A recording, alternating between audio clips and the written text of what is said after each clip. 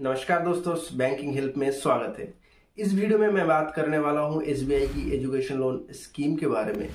SBI की education loan scheme की complete details आपको मिलने वाला है इस वीडियो में, जैसे कि लोन के लिए एलिजिबिलिटी क्या क्या है, लोन अमाउंट में कौन कौन से फीस इंक्लूड किए जाते हैं, लोन का रीपेमेंट टेन्योर कितना होता है, वगैरह वगैरह। तो इस वीडियो को लास्ट तक जरूर देखें। एसबीआई में एजुकेशन लोन की बहुत सारी स्कीम्स है, जिसको हम मोटा मोटी तीन टाइप्स में डिवाइड कर सकते हैं। पहला टाइप होता है कि इंडिया के अंदर पढ़ने के लिए जो एसबीआई लोन देता है, यानी कि एसबीआई स्टूडेंट लोन स्कीम हो गया वो। दूसरा होता है इंडिया से बाहर, यानी कि विदेश में पढ़ने के लिए एसबीआई जो लोन फाइनेंस करते हैं उसको बोला जाता है SBI global advantage loan scheme. तीसरा होता है कि इंडिया की जो मोस्ट प्रेस्टिजियस इंस्टीट्यूशन जैसे आईआईटी हो गए, आईआईएम हो गए, उस इंस्टीट्यूशन में पढ़ने के लिए जो लोन फाइनेंस करते हैं उसको एसबीआई स्कॉलर लोन स्कीम के नाम दिया गया है। तो इस वीडियो में मैं बात करने वाला हूं एसबीआई स्टूडेंट लोन स्कीम के बारे में, यानी कि जनरली इंडिया के अंदर जो इंस्टीट्यूट है वहां पर स्टडी करने के लिए, पढ़ने के लिए जो एसबीआई लोन ऑफर करते हैं, उस लोन स्कीम का कंप्लीट डिटेल्स मैं आपको बताने वाला हूं। तो पहले बात करते हैं एलिजिबिलिटी के बारे में, यानी कि कौन कौन सी कोर्स के लिए एसबीआई से एजुकेशन लोन मिलता है। SBI education loan normally term loan है, जो कि हायर स्टडीज परस्यू करने के लिए एसबीआई से फाइनेंस की जाती है। Graduation course, post graduation course, professional degree course या डिप्लोमा कोर्स, या फिर टीचर ट्रेनिंग कोर्स या नर्स ट्रेनिंग के लिए भी एसबीआई स्टूडेंट को लोन ऑफर करते हैं। एक चीज दिमाग में ये रखना है कि ये सब कोर्स यूजीसी या फिर एआईसीटीई या फिर आईएमए या फिर सेंट्रल गवर्नमेंट से अप्रूव्ड होनी चाहिए। अब नेक्स्ट है कौन कौन सा खर्चा लोन अमाउंट में इंक्लूड होता है। फर्स्ट होता है ट्यूशन फी, फिर आता है एग्जामिनेशन फी, लाइब्रेरी फी या लेबोरेटरी फी, फिर आता है आप अगर कंप्यूटर परचेज कर रहे हैं या फिर कोई इंस्ट्रूमेंट खरीद रहे हैं या फिर बुक्स खरीद रहे हैं, ये भी फाइनेंस हो सकता है सब्जेक्ट टू कंडीशन कि मैक्सिमम इसका अमाउंट ट्यूशन फी का 20% होगा। और लास्ट में बिल्डिंग डिपॉजिट या फिर कॉशन डिपॉजिट को भी फाइनेंस किया जा सकता है। इसमें भी एक कंडीशन है कि इसका amount maximum 10% of tuition fee होनी चाहिए। यानी कि कुल मिला के बात यह है कि कॉशन डिपॉजिट जो होगा वो ट्यूशन फी का मैक्सिमम 10% ही फाइनेंस की जाएगा स्टूडेंट को।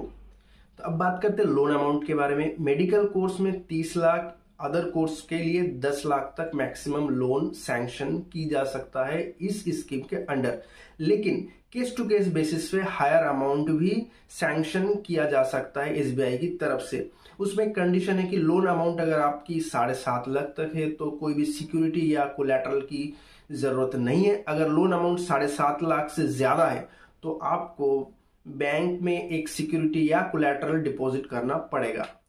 अप टू 4 लाख तक लोन के लिए कोई भी मार्जिन की जरूरत नहीं है। 4 लाख से लोन अमाउंट अगर ज्यादा है तो नॉर्मली 5% मार्जिन स्टूडेंट को पे करना होता है, यानी कि जो टोटल लोन अमाउंट होगा उसका 5% कस्टमर कॉलेज को पे करेगा और बाकी 95% बैंक डायरेक्टली कॉलेज को पे करेगा।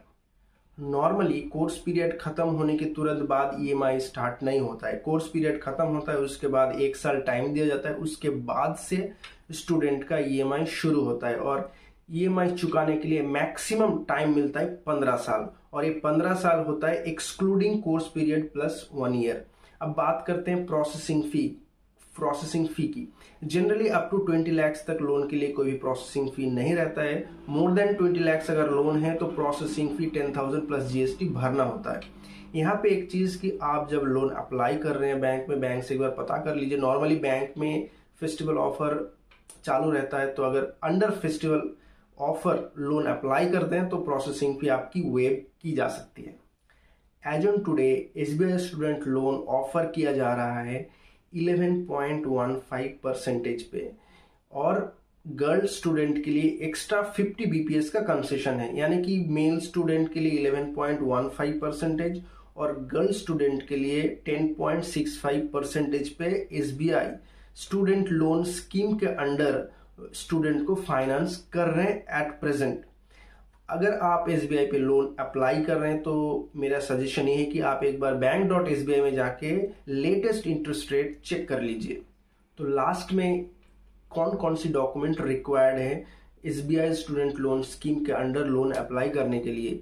Normally fully filled application form आपको बैंक में देना है, एसेट एंड लायबिलिटी फिलअप करके देना है। उसके बाद 2 फोटोग्राफ्स, आधार कार्ड पैन कार्ड का जेरोक्स अलोंग विथ पेरेंट या गार्जियन, और स्टूडेंट का अलग से प्रूफ ऑफ एडमिशन देना पड़ेगा, gap certificate if applicable, 10th marksheet, 12th marksheet, graduation का मार्कशीट अगर पोस्ट ग्रेजुएट कोर्स के लिए लोन अप्लाई कर रहे हैं तो, और फी स्ट्रक्चर या शेड्यूल ऑफ एक्सपेंसेस, यानी कि ये जो फी स्ट्रक्चर है नॉर्मली कॉलेज या यूनिवर्सिटी स्टूडेंट को देता है, और उसका एक कॉपी बैंक में आपको देना पड़ेगा, यानी कि कौन कौन से फीस आपके ऊपर लागू होगा और उस फीस के अकॉर्डिंग लोन सैंक्शन की जाएगी। और बात करते हैं पेरेंट की तरफ से कौन सा डॉक्यूमेंट चाहिए। इनकम डॉक्यूमेंट्स देना पड़ेगा। In case of salaried customer latest pay slip या उसके साथ form 16। In case of self employed या बिजनेस पर्सन लेटेस्ट आईटीआर और बिजनेस का रजिस्ट्रेशन प्रूफ। अगर आप एसबीआई में एजुकेशन लोन अप्लाई कर रहे हैं अलोंग विथ सिक्योरिटी, तो सिक्योरिटी डॉक्यूमेंट्स भी आपको बैंक में डिपॉजिट करना है। अगर आप मान लीजिए कोई इमूवेबल प्रॉपर्टी बैंक में एज ए सिक्योरिटी दे रहे हैं तो उसका सेल डीड, फिर अप्रूव्ड प्लान वगैरह आपको देना पड़ेगा। इनकेस अगर आप गोल्ड दे रहे हैं तो उसके लिए कोई प्रूफ नहीं होगा, गोल्ड जो फिजिकल गोल्ड होगा वो आपको डिपॉजिट करना है। इनकेस अगर आप एफडी एज ए प्रूफ दे रहे हैं तो एफडी रिसिप्ट जो है वो आपको बैंक में जमा करना है। आई होप वीडियो से आपको काफी सारी इंफॉर्मेशन मिला होगा।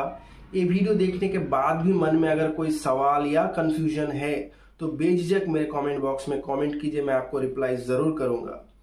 और इस चैनल को सब्सक्राइब कीजिए, वीडियो को लाइक कीजिए, शेयर कीजिए अपने दोस्तों के साथ। मिलते हैं नेक्स्ट वीडियो में। धन्यवाद।